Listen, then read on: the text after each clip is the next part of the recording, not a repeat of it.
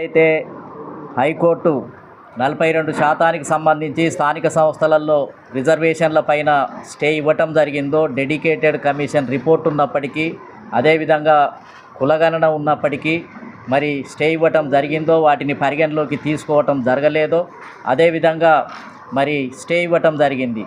తర్వాత రాష్ట్ర ప్రభుత్వం కూడా కేంద్రానికి సుప్రీంకోర్టుకు అప్పీల్ చేస్తే అదేవిధంగా సుప్రీంకోర్టు కూడా స్టే ఇచ్చినటువంటి పరిస్థితి.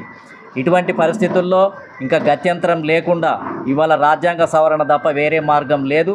కాబట్టి రాజ్యాంగ సవరణ జరగాలి అని అంటే కూడా కేంద్ర ప్రభుత్వం దిగి రావాలి, రాష్ట్ర ప్రభుత్వాలు కూడా మద్దతు ఇవ్వాలి, అన్ని రాజకీయ పార్టీలు కూడా మద్దతు ఇవ్వాలి అని గమనించి వెంటనే ఆర్ కృష్ణన్న గారితోటి కొన్ని సంఘాలతోటి మాట్లాడి రాష్ట్ర బంద్కు పిలుపునివ్వటం జరిగింది.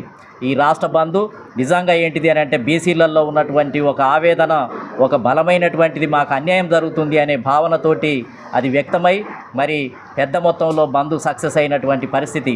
ఇప్పుడు బంద్ సక్సెస్ అయిన తర్వాత మేము ఖచ్చితంగా ఏంటిది అని అంటే కాంగ్రెస్ పార్టీకి ఏదైతే ఇండియా కూటమిలో ఉంది 25 పార్టీలు ఉన్నాయి, బీజేపీ ఎన్డీఏ కూటమిలో మరి వాళ్ళకి 25 పార్టీలు ఉన్నాయి.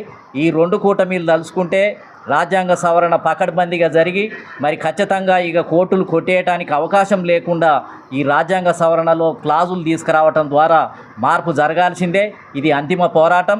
దానికోసం మరి దీనికి పెద్ద ఎత్తున ఇప్పుడు ఉద్యమాన్ని ఢిల్లీకి మార్చడం ద్వారా, ఆ 2 కూటమీలను కలవటం ద్వారా, ఒత్తిడి తీసుకురావటం ద్వారా శీతాకాల సమావేశాల్లో మరి ఈ బిల్లు ప్రవేశపెట్టే విధంగా ఈ విధంగా ఒక ఉద్యమ కార్యక్రమాన్ని దీనికి మాట్లాడుతున్నాం.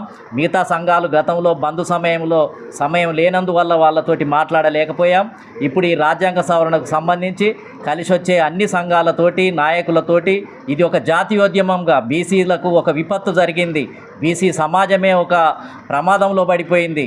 రాజ్యాంగంలో రిజర్వేషన్లు ఉన్నప్పటికీ, ఆర్టికల్స్ ఉన్నప్పటికీ వీటిని సరైనటువంటి ఇంటర్ప్రిటేషన్ లేకుండా చేసి చివరికి ఏంటిది అని అంటే విద్యా ఉద్యోగ రంగాలు, స్థానిక రంగాలు చిన్నవి మా దృష్టిలో. అవి నిజంగా ఈ దేశంలో ప్రజాస్వామ్యాన్ని పరిపుష్టి చేయడానికి ఉద్దేశించినటువంటివి. ఇంకా మేము రాజకీయ రిజర్వేషన్ల గురించి గతంలో బలమైన ఉద్యమాన్ని తీసుకురాలేకపోయాం. కానీ ఇప్పుడు ఈ మూడు జరగాల్సిందే.